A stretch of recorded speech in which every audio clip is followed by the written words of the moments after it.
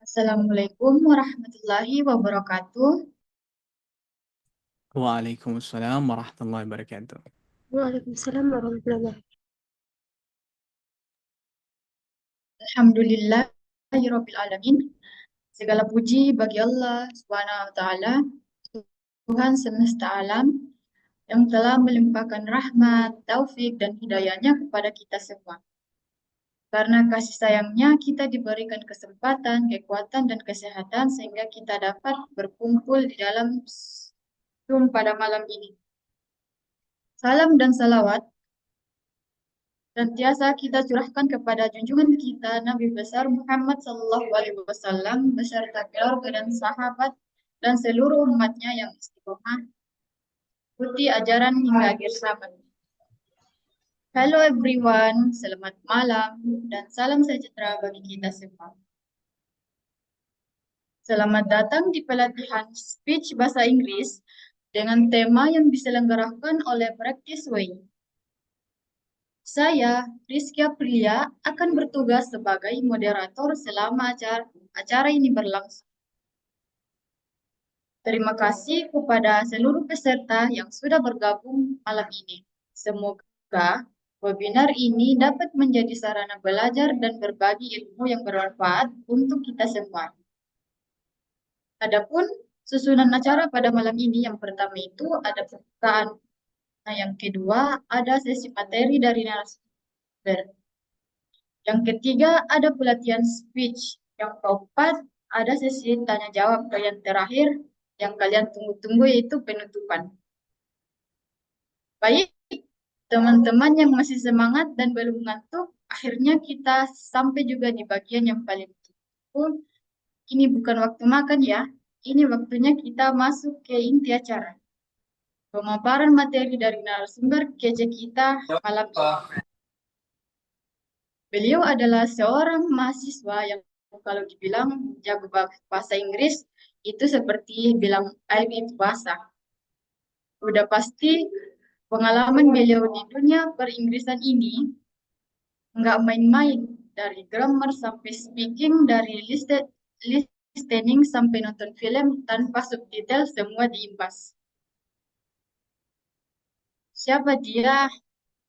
Ya, beliau adalah Febriansyah Yoga Pratama, atau yang lebih akrab kita kenal dengan nama Kak Brian.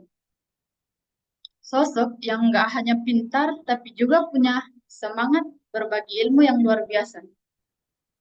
Kalau ilmu itu makanan, Kak Brian ini tukang traktirnya. Jadi daripada kita terus penasaran, mending langsung saja kita sambut dengan tepuk tangan paling meriah di rumah masing-masing ya. Kepada Kak Brian, waktu dan layar kami persilahkan. Jangan lupa senyum ya Kak, biar makin mantap materinya. Oke, baik. Terima kasih sebelumnya Kak Eki atas Iya, iya. atas pengantarnya. Pertama, apakah suara saya terdengar dengan baik, teman-teman? Iya, iya. Terdengar, Kak. Terdengar. Benar Kak. Oke. Wait ya, saya share screen terlebih dahulu.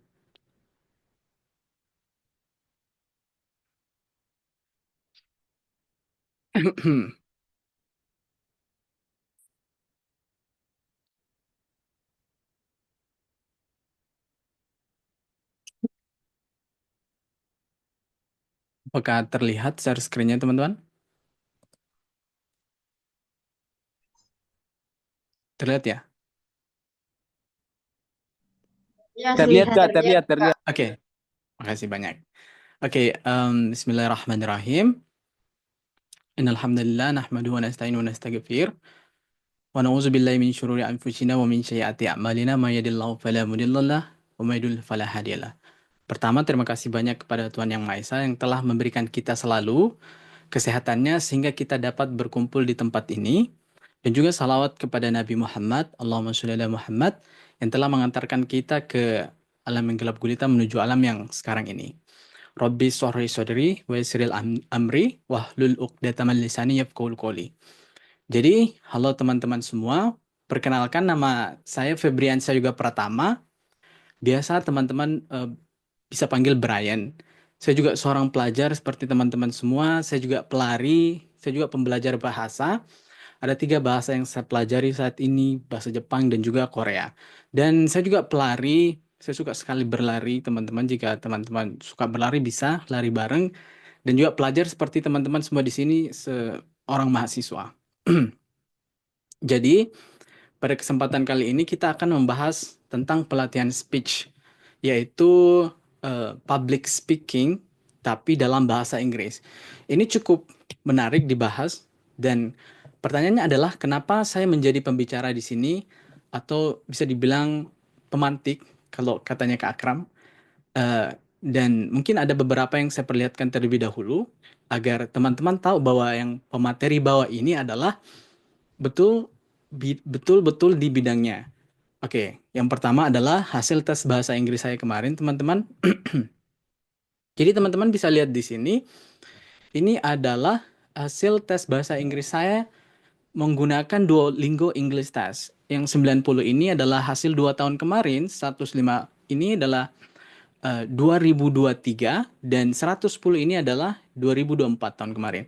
Dan ini setara dengan, kalau teman-teman tahu IELTS atau TOEFL, kalau IELTS itu kan nilainya dari 1 sampai 9. Kalau Duolingo English Test ini dari 0 sampai 160.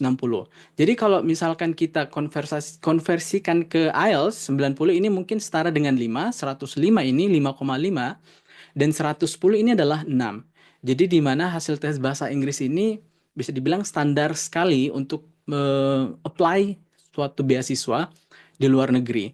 Dan ini menjadi sebuah standar untuk mendaftar di banyak universitas maupun di dalam dan juga luar negeri. Dan kedua adalah ini. Pengalaman saya dalam public speaking, saya pernah menjadi juara 1 bisnis proposal di tingkat universitas, dan menjadi seorang juri speech di SMA 16 kemarin, dan juga menjadi juara 1 di Universitas Hasanuddin lomba speech.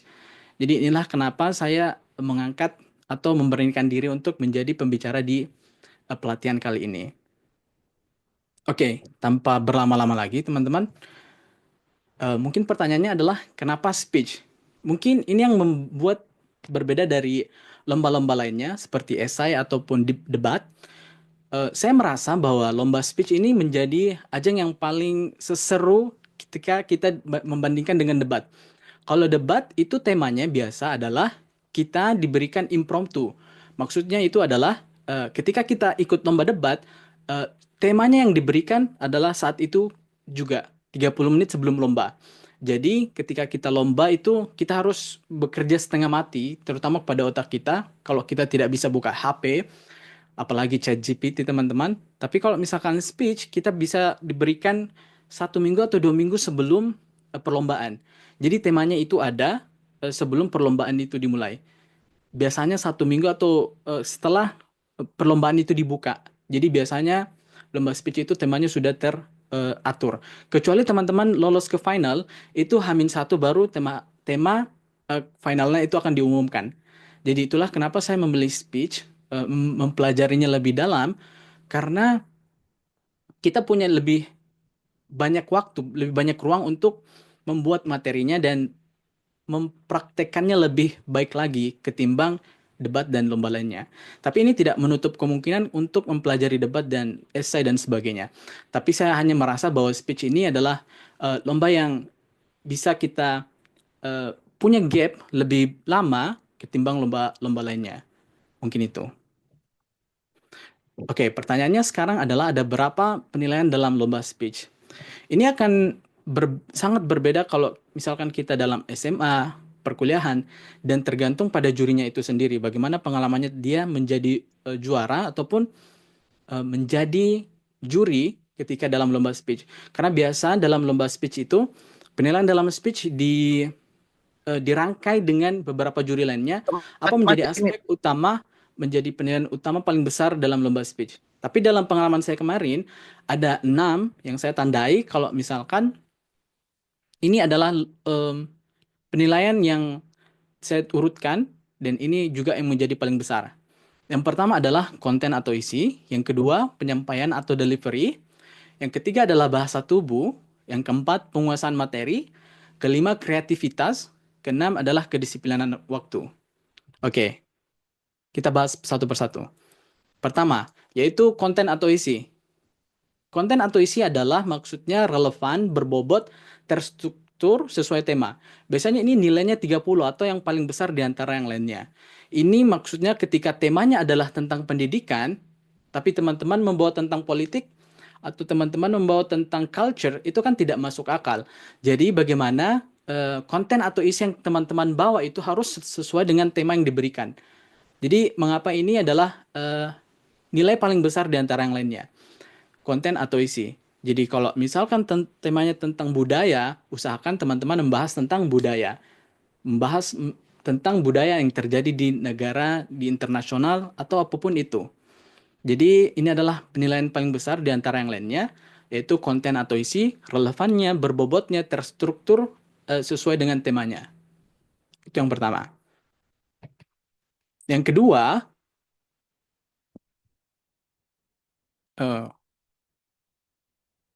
adalah penyampaian atau delivery-nya teman-teman. Ini including intonasi, artikulasi, kejelasan suara, ekspresi wajah. Ini semuanya dinilai bagaimana teman-teman menggunakan nada suaranya yang pelan, tinggi, besar, dan sebagainya. Artikulasinya bagaimana penyebutan dalam bahasa Inggrisnya itu bisa disampaikan, bisa didengar dengan baik oleh dewan juri, dan kejelasan suaranya bagaimana, ekspresi wajahnya juga digunakan, itu semua dinilai. Ini biasa menjadi poin kedua paling terbesar dalam penilaian sebuah speech. Jadi ini dia penyampaian atau delivery. Yang ketiga adalah bahasa tubuh, gestur. Ini biasanya kalau dalam lomba speech teman-teman, ketika teman-teman membandingkan diri teman-teman dengan para peserta yang diam saja berdiri dibandingkan dengan orang yang bergerak ke kiri ke kanan ketika dalam lomba speech, itu akan menjadi nilai lebih untuk dia ketika mereka bisa menguasai panggung. Ketika dibandingkan sama orang yang menguasai materi tapi dia hanya diam di tempat, itu akan lebih baik, itu akan lebih menambahkan nilai dia ketika dia bisa menggunakan semua tangannya, menggunakan kontak matanya, dia tidak kaku, bisa menguasai panggungnya ke kiri ke kanan. Sebenarnya ada tips dalam membahas speech ini, yaitu segitiga. Teman-teman bisa membayangkan segitiga dalam panggung. Jadi kanan kiri itu teman-teman tempatnya mondar mandir, dan belakang ini adalah kembali ke tempat ketika teman-teman sudah merasa ini sudah di akhir teks itu. Jadi bahasa tubuh atau gestur ini menjadi nilai lebih dibandingkan teman-teman hanya diam atau tidak memainkan tangannya, kontak mata. Jadi itu adalah bahasa tubuh. Keempat, penguasaan materi.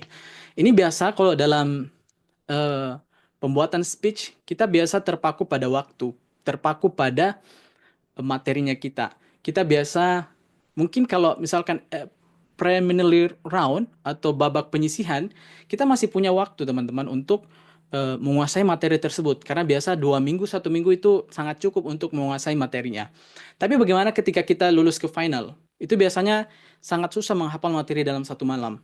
Jadi itulah kenapa penguasaan materi juga menjadi nilai yang sangat tinggi di dalam lomba speech. Jadi bagaimana teman-teman ketika lulus ke final tidak membaca penuh teks atau tidak membawa teks sama sekali. Bagaimana teman-teman berbicara lancar dan bisa percaya diri membawakan materinya. Maka dari itu ketika lolos ke final dan teman-teman tahu temanya apa ini, selanjutnya usahakan tema yang teman-teman pilih itu teman-teman tahu. Jadi misalkan isunya apa? Misalnya pendidikan. Jadi pendidikan begini nih ada masalahnya. Jadi teman-teman gampang membuatnya, easy to remember, gampang diingat. Jadi ketika dalam panggung, ketika teman-teman lupa, teman-teman bisa improvisasi tanpa terpaku sama teksnya itu sendiri. Gitu. Jadi keempat adalah penguasaan materi. Next-nya ya. Wait.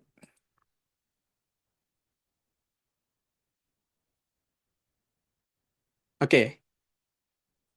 Kreativitas atau daya tarik.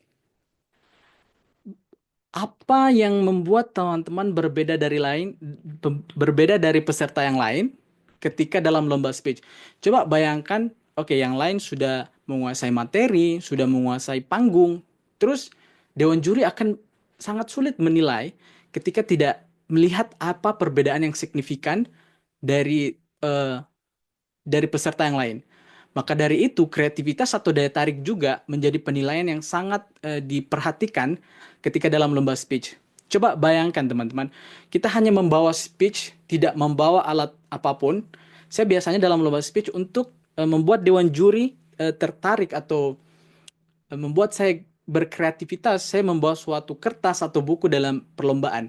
Jadi itu yang membuat saya membawa hasil nyata dari apa yang saya bicarakan, itu bisa berbentuk fisik dan lain-lain, atau bisa juga menyapa para audiens. Saya biasanya sebelum memulai, saya biasa bertanya kepada audiens dulu, atau suruh mereka mengangkat tangan jika setuju. Jadi itulah mengapa saya menjadi berbeda atau menjadi daya tarik yang sangat cukup berbeda dari peserta yang lainnya, yaitu membangun kreativitas atau daya tarik.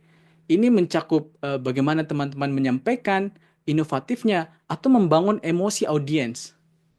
Jadi itu, penilaian yang kelima, kreativitas atau daya tarik. Oke, selanjutnya, kedisiplinan waktu. Jadi, waktu speech itu biasanya dibatasi. Paling lama itu 7 menit, paling sebentar 5 menit. Coba bayangkan kalau teman-teman ikut lomba dan hanya membawa 5 menit, dibandingkan sama peserta yang lain yang memanfaatkan waktunya 6 menit 59 detik misalkan. Tentu yang akan dipilih atau akan yang paling banyak nilainya orang yang memanfaatkan waktu lebih banyak. Jadi kedisiplinan waktu ini akan menjadi poin juga dalam lomba speech. Bagaimana teman-teman memanfaatkan waktu yang telah diberikan oleh panitia perlombaan ketika kita diberikan 5 menit maksimal minimal dan 7 menit maksimal, usahakan maksimalkan yang diberikan gitu. Jadi ini menjadi penilaian paling terakhir dalam speech dan tidak menentukan sebenarnya apakah ini juga yang paling besar atau tidak, tapi ini yang menentukan apakah ini bisa lebih besar dari yang lainnya atau tidak. Gitu. Next-nya adalah oke, kita akan membahas bagaimana pembuatan materi speech itu. Dan kalau kita membahas tentang pembuatan materi speech, ini akan sangat berbeda-beda. Materi yang teman-teman lihat ini adalah bagaimana saya membuat materi speech saya sendiri. Yang pertama yaitu fakta, pernyataan atau pertanyaan. Yang kedua, pembukaan. Yang ketiga, penjelasan tentang temanya. Keempat, temukan dan jelaskan tentang masalahnya apa. Dan kelima, jawab masalahnya dengan idenya kamu. Dan terakhir, penutupan. Oke, mari kita bahas satu persatu di sini. Oke, di sini ada contoh esai yang saya berikan teman-teman. Saya kemarin menjadi juara 1. Esai inilah, materi speech inilah yang saya bawakan. Yaitu Equitable Public Service in Education, Youth Power Make It Equal. Bagaimana kita menyetarakan pendidikan dengan kekuatan anak-anak muda yang bisa kita pakai. Nah, nomor 1 ini, fakta, pernyataan, atau pertanyaan, ini bisa teman-teman pilih salah satunya. Apakah itu fakta, pernyataan, atau pertanyaan. Jadi, yang saya bawa kemarin adalah fakta. Jadi, bunyinya begini. Is there anyone here who comes from Java Island, West Sulawesi, Papua? Jadi, tidak hanya fakta, tapi juga saya menyapa audiens di sini, teman-teman. Is there anyone here comes from Java Island, West Sulawesi, or Papua? Saya bertanya, apakah ada di sini yang datang dari Pulau Jawa, Sulawesi Barat, atau Papua? Saya sambil mengangkat tangan, saya melihat audiens, oh ternyata ada beberapa yang datang dari Pulau Jawa, Sulawesi Barat, dan saya memberikan fakta kepada mereka. Alright, let me tell you the fact. Among plenty of island in Indonesia, only Java Island we can call is a developed island in our country. Jadi, saya akan memberikan fakta kepada teman-teman, di antara pulau-pulau di Indonesia, hanya Pulau Jawa yang bisa kita katakan sebagai pulau yang maju. Kenapa? Di sini saya memulai dengan pertanyaan dan juga fakta, membuat audiens itu merasa bertanya, apa yang akan mereka bahas? Fakta apa yang akan diberikan oleh saya? Jadi membuat mereka bertanya-tanya. Oke, jadi because Saya menjawab kembali, because education, infrastructure, human research, economic, dan sebagainya are well structured. Karena pendidikan, infrastruktur, pengembangan manusia di sana sudah tertata dengan rapi.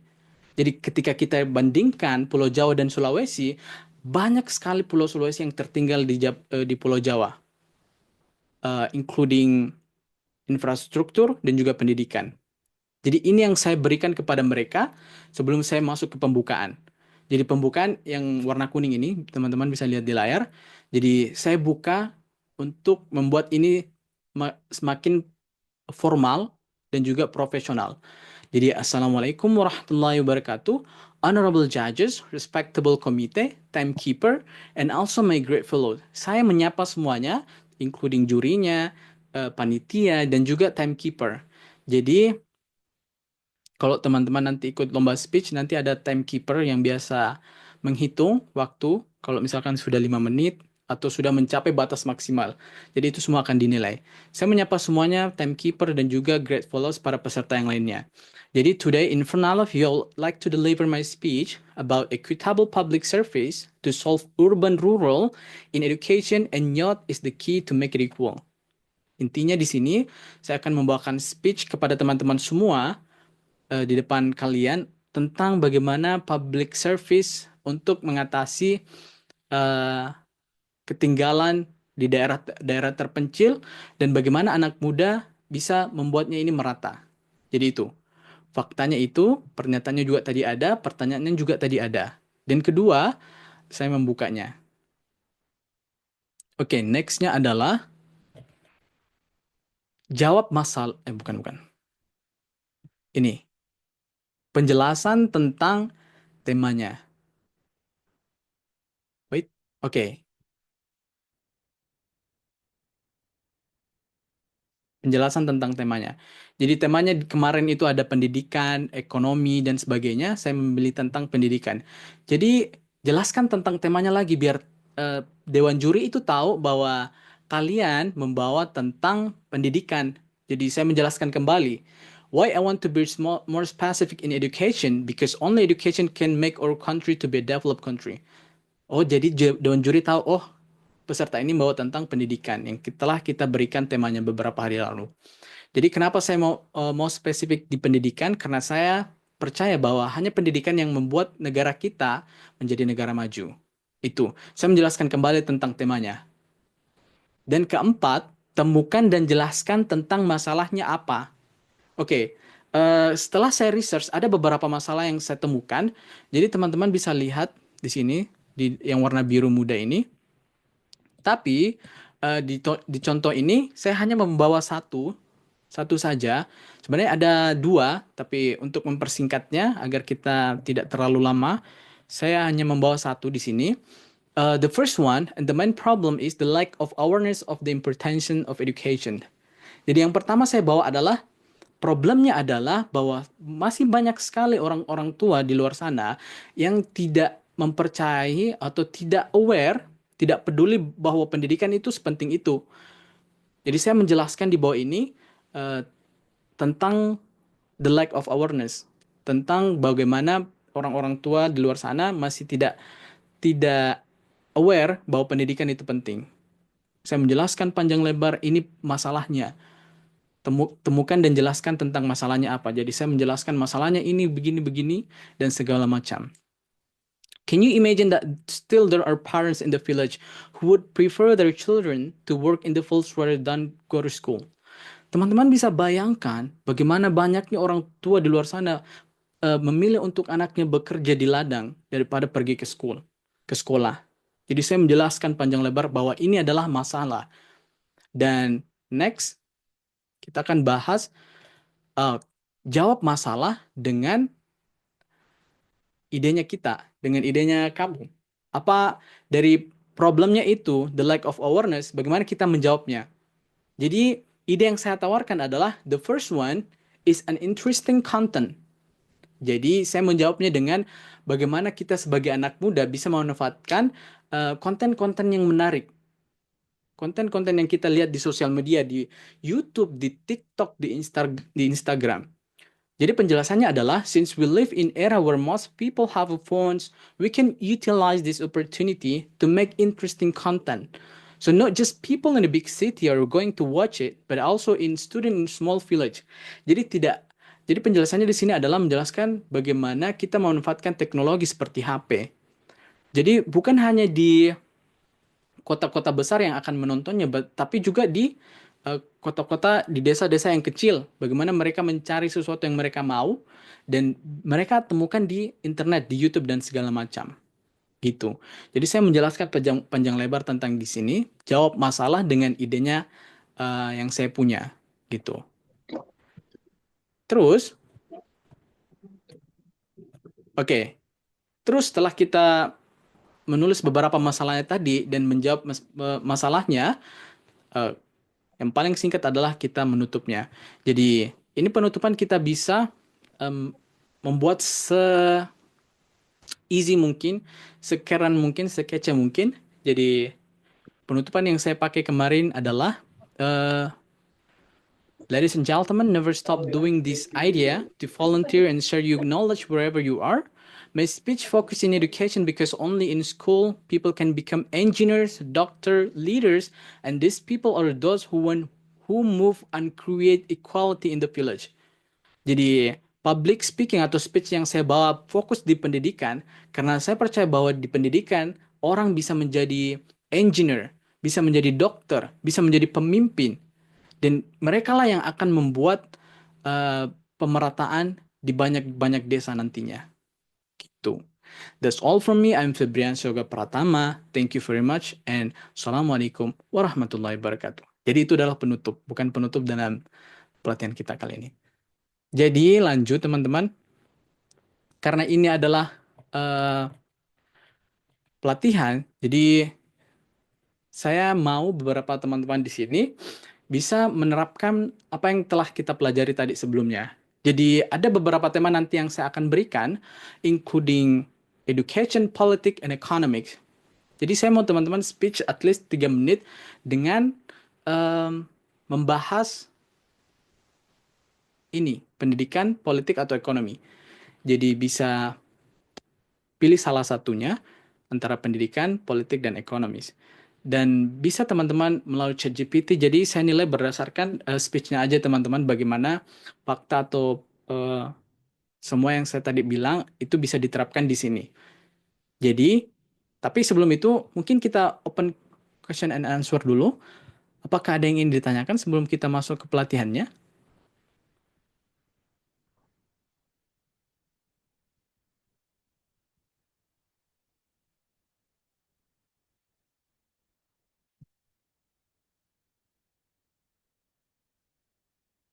Halo teman-teman, ada yang ingin ditanyakan sebelum kita masuk ke pelatihannya tentang speech ini?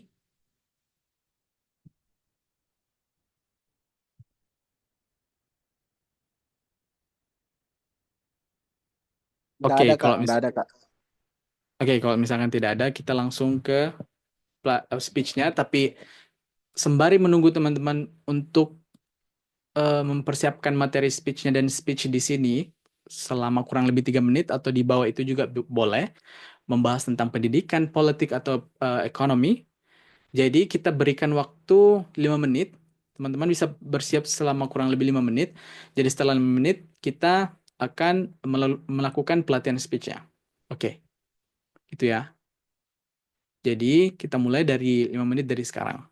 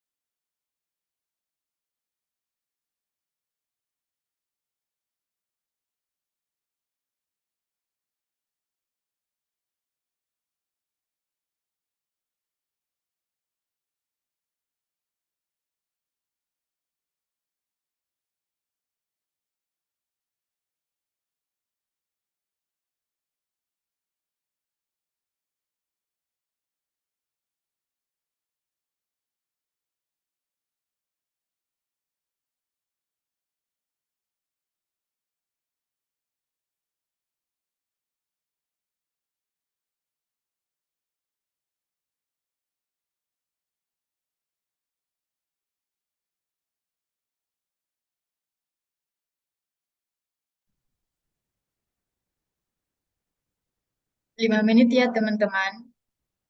Jadi nanti dimulai jam 8.35. Kita akan kembali lagi. Semangat!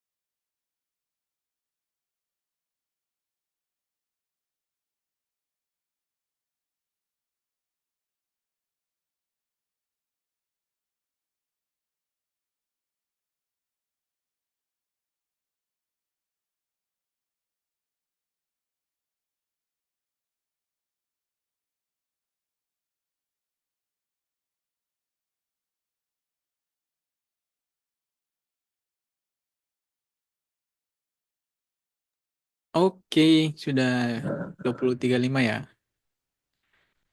Kak Iki ya. Saya rasa cukup gampang ini membahasnya teman-teman. Tentang education, pendidikan, politik, dan juga ekonomi. Kita juga sudah bahas bagaimana cara buatnya tadi. Dari fakta, pernyataan, atau pertanyaan. Pembukaan, problemnya apa, terus bagaimana cara jawab problemnya, dan penutup. Itu gampang. Jadi tidak harus 6 menit atau 5 menit. Bisa 3 menit, paling sebentar, atau di bawahnya 3 menit juga boleh. Jadi kita langsung open saja. Ada yang sudah siap untuk speech-nya? Guys, bisa raise hand. Ayo, siapa nih? Siapa nih?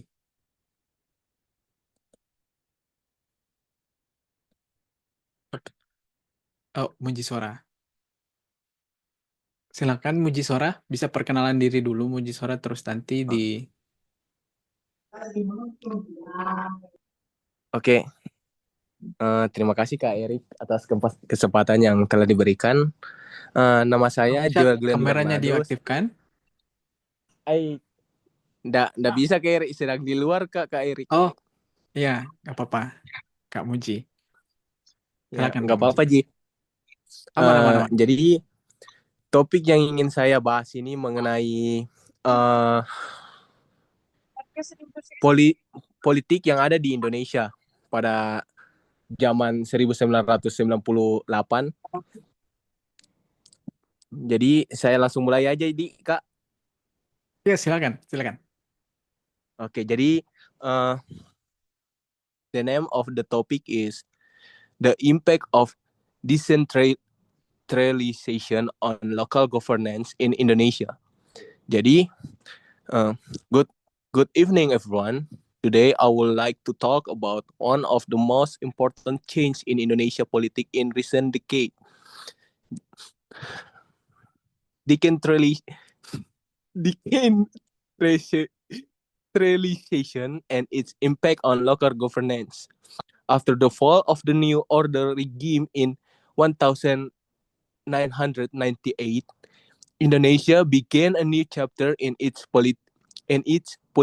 political history. One of the biggest reform was decentralization, giving more power and responsibility to local governance. The governments, the idea was simple: by giving region more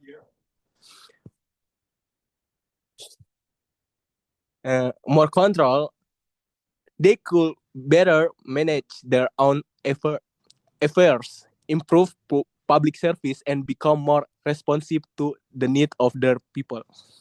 In many ways, decentralization has brought positive change. Local governments can now make their own decision about budgeting, development project, and education. This has helped certain region grow faster and solve problem more effectively than when everyone was controlled from Jakarta. In conclusion, decentralization has transformed how Indonesia governed. It has brought power closer to the people, but we must continue working to ensure that power is used for the public good. Thank you. Mungkin itu saja Kak Erik. Okay, thank you so much, Kak Muji Sora. And mungkin langsung saya berikan feedbacknya ya. But first of all, you had a really great speech. Ya, kamu punya speech yang keren. Teman-teman bisa give applause untuk Kak Muji Sora. Yes, okay. Mungkin feedbacknya dari saya adalah your speech is already awesome. You are discussing about politics and you are bring fakta. Kamu membawa fakta di awal, tapi ada yang kekurangan. Kamu tidak open, tidak say it good night or good afternoon or assalamualaikum for opening. But that's only one, cuma satu, pembukaannya kurang. Yeah, and you also answer the problem. Ada masalah yang kamu bahas, terus ada juga jawab masalahnya, dan kamu ending it, kamu selesaikan dengan penutup. Great. Thank you so much, Thank you Kak. Thank you Kak. And the next one, apa ada lagi teman-teman? Kita memberikan feedback. Oh, Kak Alif dulu deh. Sebelum ke Ardan dan udah banyak ya. Teman-teman, kita akan berikan feedback langsung. Bagaimana speech yang baik. Next, kita mungkin ke Kak Alif dulu. Kak Alif bisa? Iya, boleh Kak. Oke, Injek silakan. dulu. Oke. Pertama-tama, sebelum saya mulai, perkenalkan nama saya Muhammad Alif, mahasiswa Prodi Manajemen Universitas Negeri Makassar. Dan untuk temanya saya pilih pendidikan, education. Okay, so let's start it.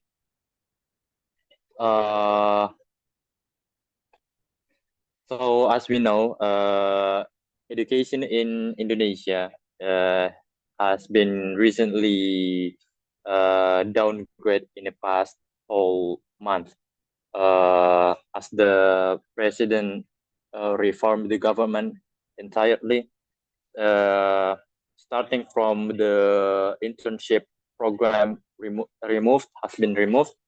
So there's a lot of many problem in education in Indonesia. So how do we solve it, or how do we react to it? to discuss it more. So let me introduce my name. Assalamualaikum warahmatullahi wabarakatuh. My name is and good evening, esteemed guests, educators, and fellow advocates for education. It's an honor to address you today on the pivotal subject of education in Indonesia, a cornerstone for our nation progress and prosperity. So over the past decade, Indonesia has made commendable strides in enhancing its educational landscape. The national literacy rate has reached 66% in 2025, reflecting our collective effort in promoting literacy across the archipelago. However, challenge persists. The gross enrollment rate for higher education stands at 39% in 2024, which is below the global average and lags behind neighboring countries such as Malaysia and Thailand. This indicates a pressing need to make tertiary education more accessible and affordable for our youth. Moreover, the Ministry of Education has projected a shortage of 1.3 million teachers by the 2024, primarily due to retirement and declining interest in the teaching profession among younger generation. This shortfall could significantly impact the quality of education if not addressed properly.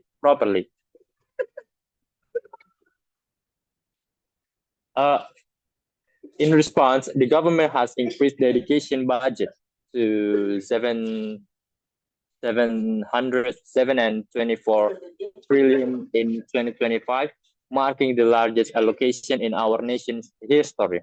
This investment aims to improve infrastructure, provide scholarship, and enhance the quality of higher education institutions.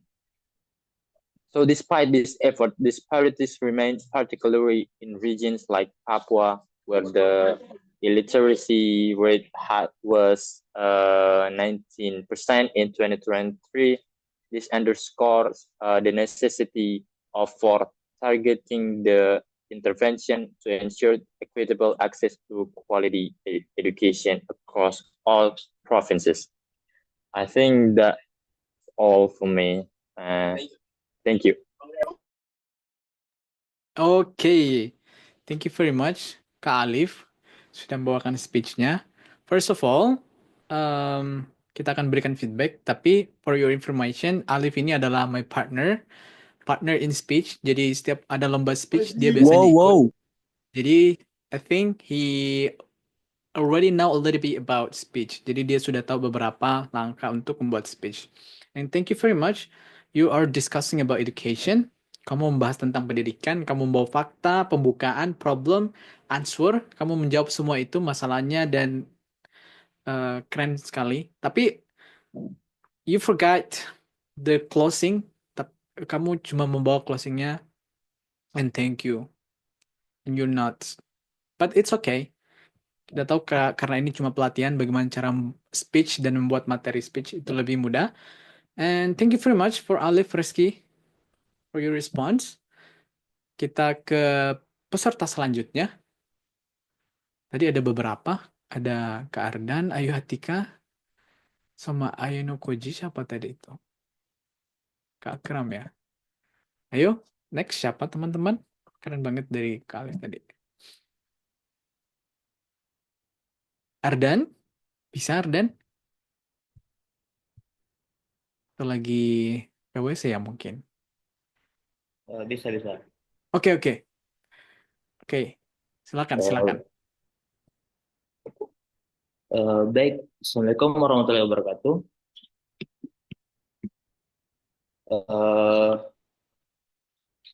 Hello, ladies and gentlemen. Education is one of the most powerful tools we have to shape a better future. It is not only about learning facts or passing exams, but about building skills, values, and knowledge, the good stroke life. Education helps us think critically, make good decisions, and becomes responsibility citizens. An educated society is healthier, more productive, and more equal. When everyone, regardless of gender or background, has access to quality education, they have the chance to improve their lives and help their communities grow.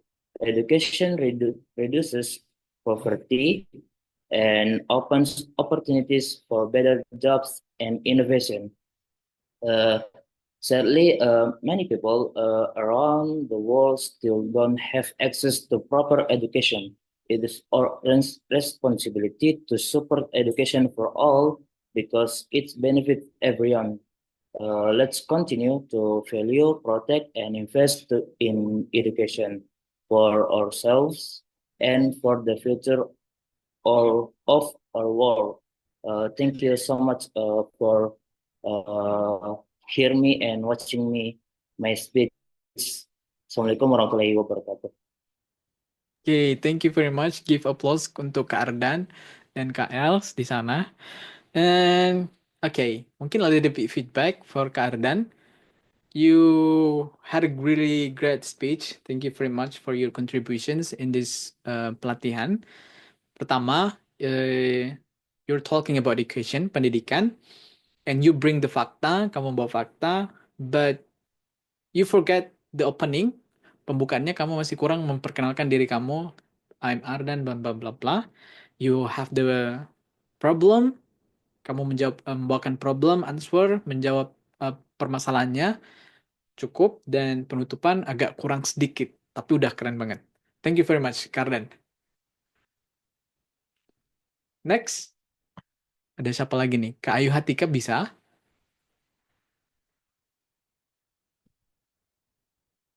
Tadi kayaknya Kak Ayu Hatika raise hand deh. Kak Ayano Koji kayaknya juga raise hand deh tadi. Teman-teman, kita latihan speech sama-sama di sini. Boleh ya? Boleh. Boleh. Baik, Kak. Silakan Kak Ram. Thank you, Mas Bray. Apa kita pakai cara ini lalu? Saya bareng Kak Haikal ya di sini. Oke, sebentar ya. Saya buka. Baik.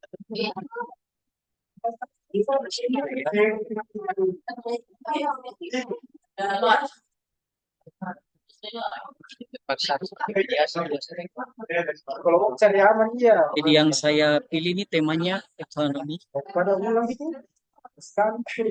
dengan tema building a fair and sustainable economy for the future.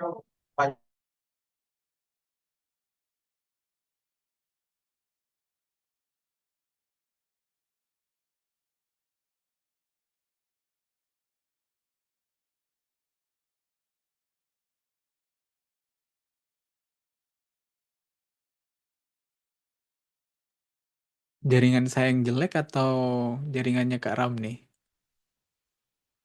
Ram nih. Kayaknya Kak Akram deh, Kak.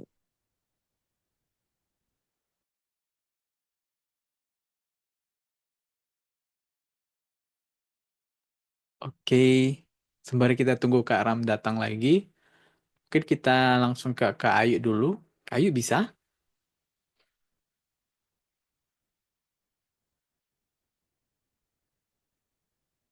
Halo Kak Ayu.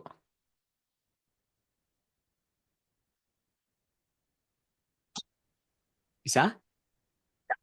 Bisa. Oke. Tunggu.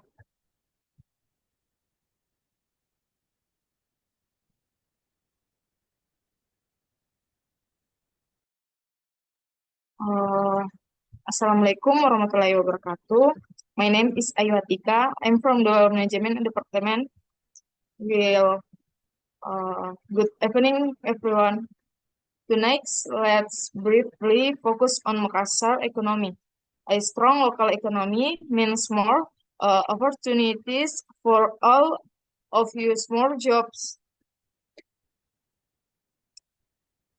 better livelihoods, and more prosperous city. Several factors that drive our economy, from our port and trade to local business and tourists. By supporting local entrepreneurs, investing in education and skill, and creating a welcoming environment for business, we can strengthen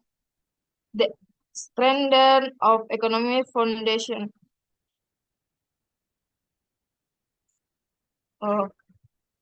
A health economy benefits everyone. In Makassar, it allows families to thrive and ensure and brighter future for generation to some. Let's all play a part in fostering economic growth in our beloved city. Wassalamualaikum warahmatullahi wabarakatuh. Thank you. Okay, thank you very much, Kayo Hatika, for your response and for your speech. Very great. You had a really great speech. Kamu membawanya sangat keren. Give applause for Kayu. Kamu membawa fakta tentang ekonomi, especially in Makassar. You open with your name, your department, and membawa problem dan juga answer, and juga closingnya. Keren. Give applause for Kak Ayu Hatika. Oke, sebelum itu Kak Ram sudah ada atau masih jelek nih jaringannya? Halo Kak Ram, oh mungkin sudah keluar ya. Dari teman-teman yang lain, apa masih ada yang mau speech atau sudah tidak ada?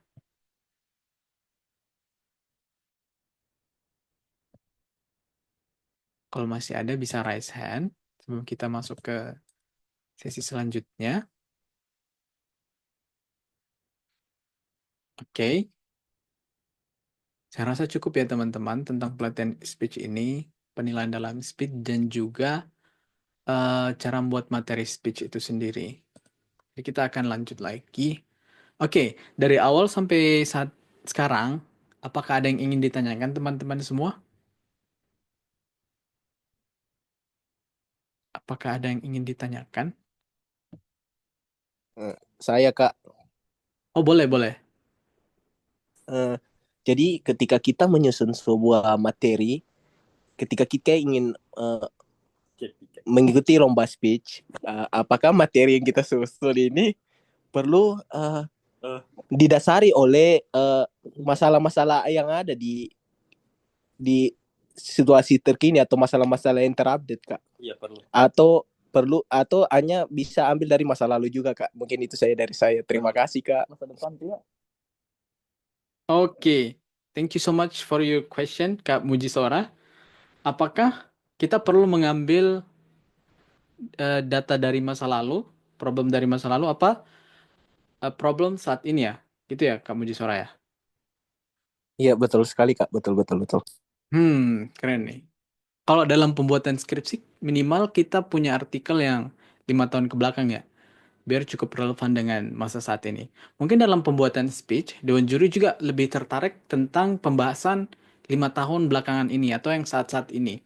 Jadi kalau dibilang apakah problem yang di masa lalu sama problem masalah ini itu tidak menjamin kalau misalkan dalam problem masa lalu itu diangkat kembali lebih bagus daripada yang saat ini.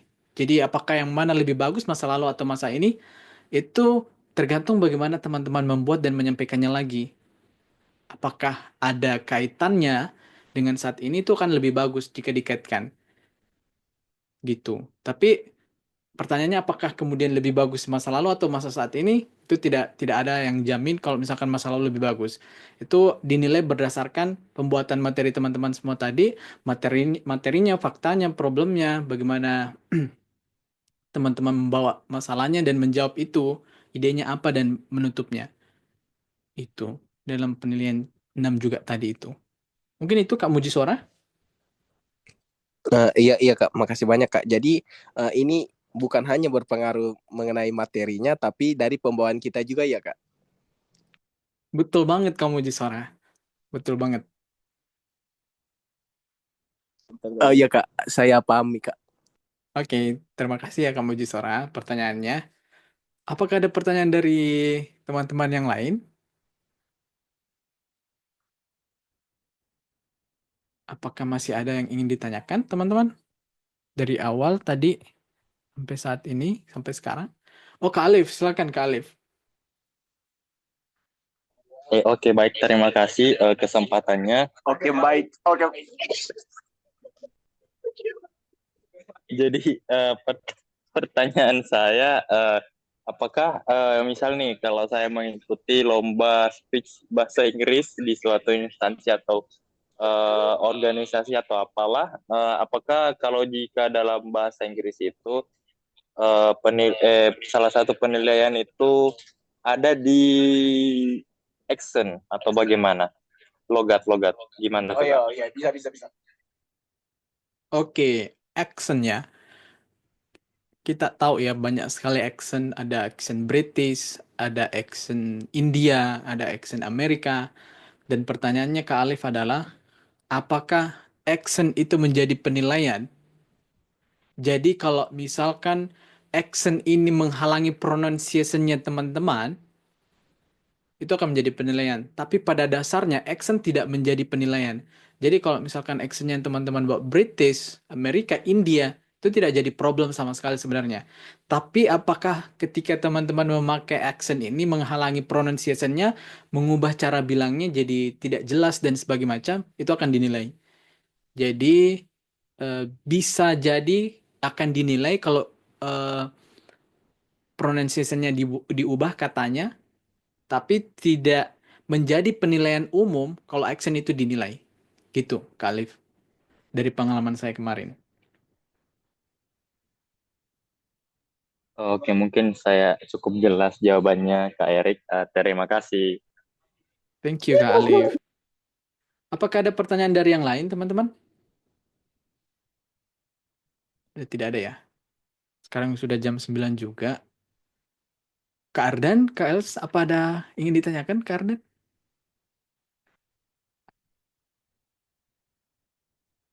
Ada. Oh, silakan.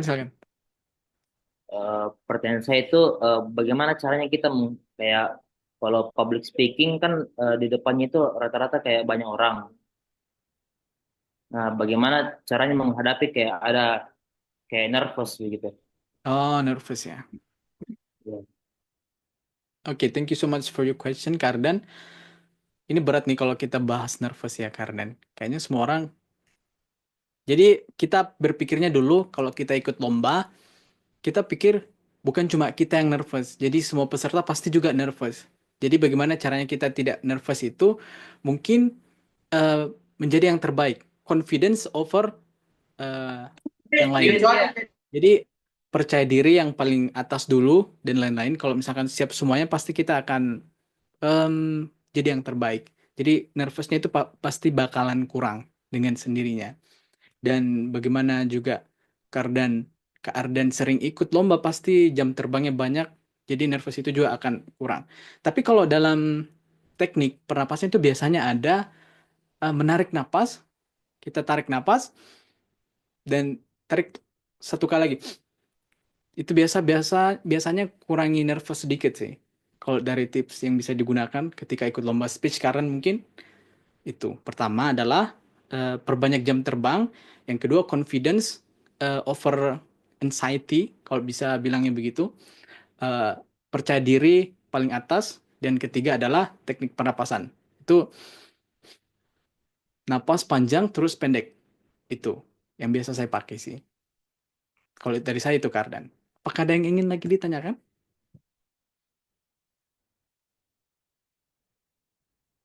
Aman, Kardan?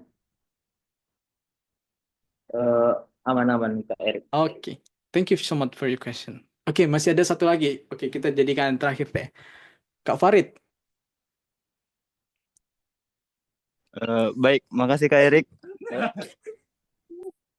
Pertanyaan saya itu, misalnya Kak, apakah gestur tubuh itu mempengaruhi penilaian ketika kita lomba speech, Kak? Pengaruh. gestur tubuh ya Kak Farid? Iya Kak. Iya. Kita tadi sudah bahas kayaknya sih gestur tubuh bahwa saya ini penilaiannya bahasa tubuh atau gestur. Jadi itu semua dinilai ya Kak Farid. Bagaimana gerakan tangannya di atas panggungnya tidak hanya diam. Jadi itu semua dinilai. Bahasa tubuh atau gestur itu dinilai Kak Farid. Mungkin itu. Oke, aman Oke, Kak Farid? makasih Kak Erik.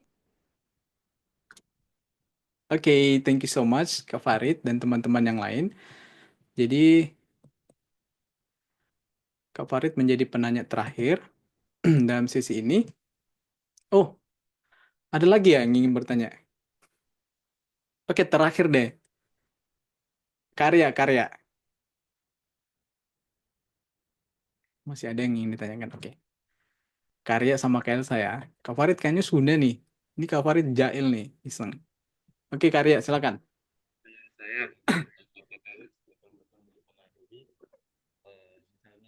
Suaranya kecil sekali, Kak Arya. Sorry. Apakah kedengaran sekarang? Terdengar. Oke. Pertanyaan saya itu apakah looks itu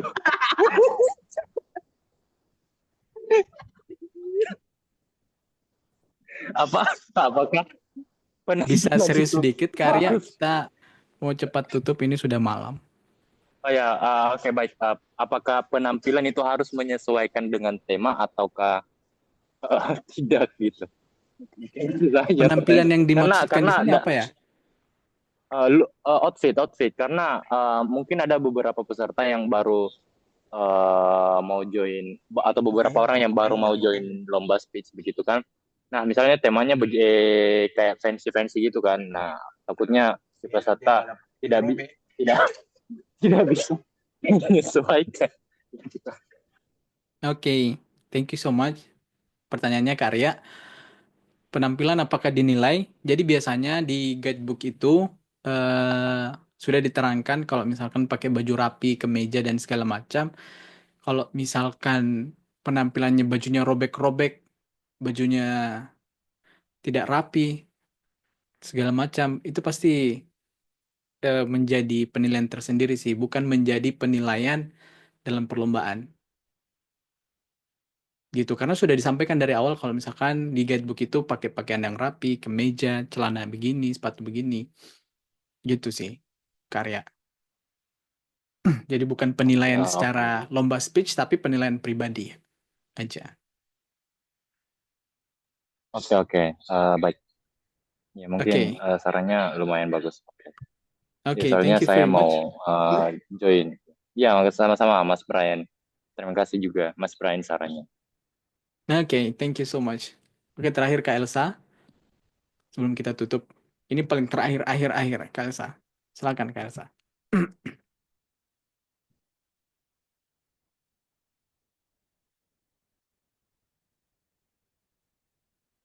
Halo, Kak Elsa?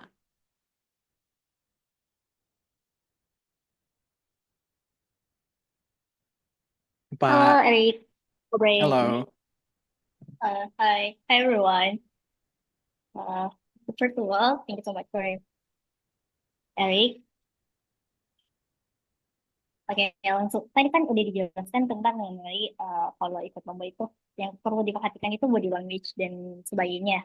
Nah, to the point saja, pertanyaan saya di sini, apakah grammar itu sepenting itu ketika kita mengikuti lomba? Pernah lagi saya belum. Terima kasih, Brian. Oke, thank you very much for your questions. Apakah grammar menjadi penilaian? Oke,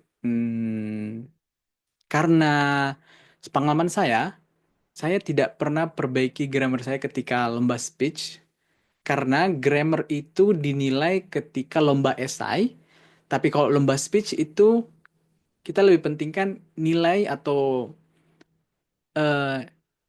apa yang kamu bawa ini bisa tersampaikan dengan baik. Karena ini adalah lomba speech, bukan lomba esai. Jadi dalam penilaian ketika lomba speech itu grammar tetap dinilai, tapi tidak sepenting itu karena itu akan masuk ke dalam lomba esai kalau secara sempurna kita bahas ya, grammar, tapi sebagian besar yang paling penting itu eh, apa yang kita bawa di lomba speech. Karena speech ini adalah lomba public speaking, speakingnya kita di depan umum, di depan para juri. Jadi grammar tidak tereksplisit itu untuk dinilai secara grammar, tapi yang lebih ke speech-nya, pembawaan materinya, gitu. Thank you so much for your Berarti question. disimpulkan grammar nggak sepenting itu. Yang penting cara pembawaan diri kita itu cukup matang di depan juri. Oh ya, terima kasih, Betul Brian. banget. Terima kasih Kak Elsa for your question. Sangat kritik ya, memperhatikan detail kecilnya grammar. Keren, keren. Oh, sorry teman-teman. Ini masih ada bertanya lagi, tapi kita...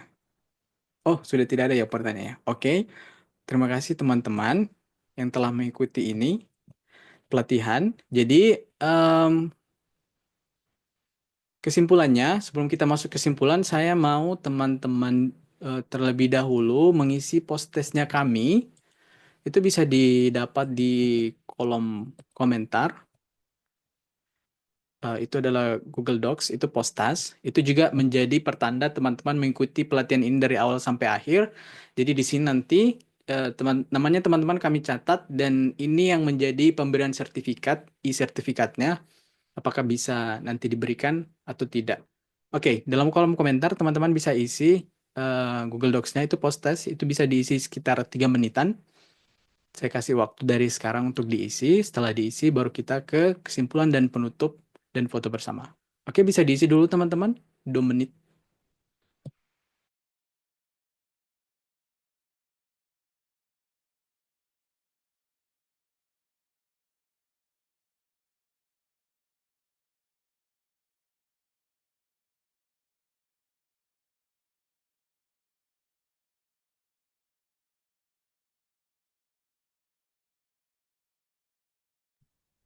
Oke, sembari teman-teman mengisi post-testnya, saya bacakan kesimpulannya.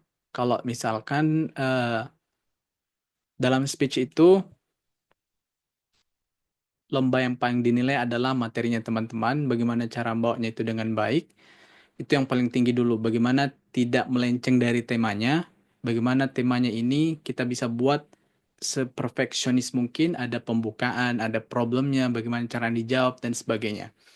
Jadi lomba speech ini tidak hanya menjadi lomba yang sangat seru untuk diikuti, tapi ini juga bermanfaat ketika teman-teman di kelas, bagaimana ini terpakai menjadi pertanyaan kritik atau menjadi pembawa materi yang bisa dibilang eh, mahir di dalamnya. Karena kita harus perlu research dulu problemnya apa dan sebagainya.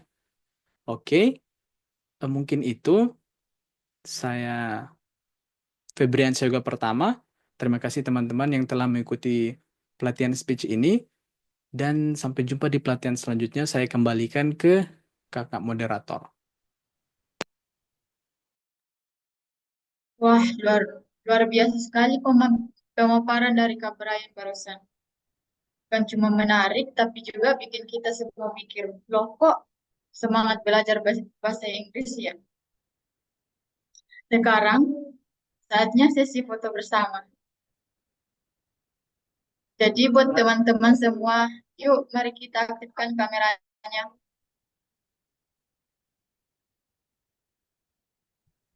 Ayo, kameranya diaktifkan. Kak Susan, ada ya Kak Susan yang akan mengambil gambar? Ayo teman-teman, bisa diaktifkan kameranya. Kita ambil gambar dulu sebagai bentuk dokumentasi.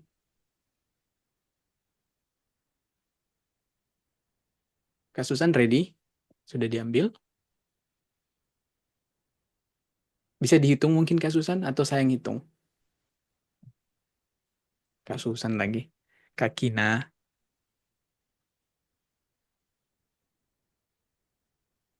Kak Gina, Kak. Iya, maaf di. Oke Kak Kina bisa. Dihitung ya Kak Kina. Kita mau yang hitung. Oke. Saya Oke, mau. teman. Siap teman-teman? 1, 2, 3. Sekali lagi, tangannya bisa begini sepertinya teman-teman. Gini-gini. Ya, ini adalah lambang dari praktis W-nya kami. 3, 2, 1. Oke. Saya kembalikan ke kakak moderator lagi. Oke, terima kasih teman-teman. Fotonya sudah diambil. Kenangan sudah tercipta. Lanjut ke penutupan dengan hati yang senang. Alhamdulillah Rabbil Alamin. Gak terasa ya, kita sudah sampai di penghujung acara malam ini. Waktu memang terasa cepat, apalagi kalau isinya seru dan bermanfaat seperti materi dari Kak Brian tadi. Terima kasih yang sebesar-besarnya kami ucapkan kepada Kak Brian atas ilmu yang luar biasa dan pastinya bikin kita semua makin semangat belajar bahasa Inggris. Dan tentu saja terima kasih juga untuk teman-teman peserta yang dari awal sampai akhir tetap setia, nggak kabur ke drama Korea atau ketiduran di depan layar. Semoga apa yang disampaikan malam ini bukan cuma lewat di telinga, tapi bisa benar-benar masuk ke hati dan diaplikasikan baik saat lomba, di kelas, ataupun saat bantu teman translate lirik lagu. Karena ini acaranya malam, kami tahu mungkin ada yang udah ngantuk, ada juga yang baru mau nyeduh kopi ronde kedua. Tapi sebelumnya, kita benar-benar say goodbye. Izinkan kami menutup dengan satu pesan bijak. Jangan takut salah saat belajar bahasa Inggris. Salah itu wajar. Yang penting jangan salah chat ke mantan ya. Baiklah, sampai jumpa di pelatihan berikutnya. Semoga malam ini kalian penuh berkah, mimpi indah, dan jangan lupa cuci muka sebelum tidur ya, biar ilmunya nempel.